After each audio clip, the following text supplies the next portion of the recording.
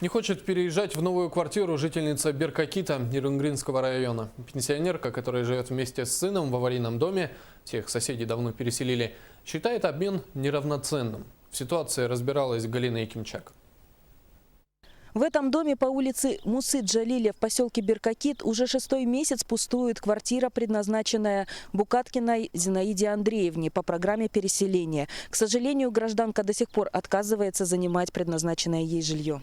Еще в 2010 году Зинаида Букаткина получила решение суда, по которому администрация поселка Беркакит должна была выделить ей двухкомнатную квартиру. Это даже не жилое помещение, где вот сейчас мы находимся. Здесь была лаборатория здания СС. Меня сюда заселили после пожара. Пожар был в 2007 году. Значит, временно, 2 года нас не прописывали здесь сын. В 2012 году бывший глава поселка Оксана Алеева даже в газете опубликовала свои заверения в том, что свою двухкомнатную квартиру Зинаида Букаткина получит. Жилое жилье будет вам предоставлено 1 марта 2012 года.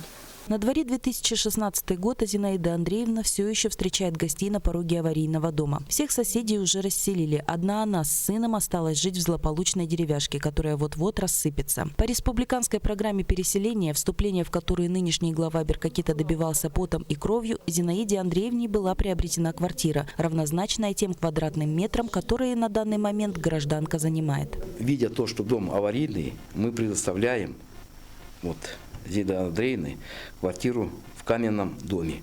Решение суда мы будем исполнять.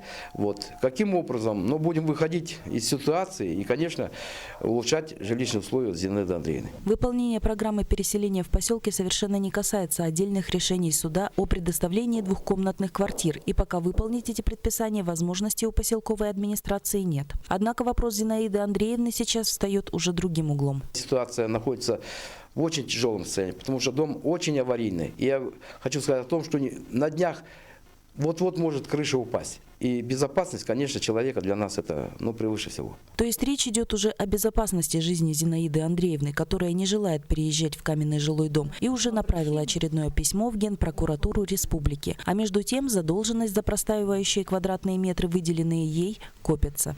Галина Якимчак, Вадим Барашков, НВК Саха, Нерюнгри.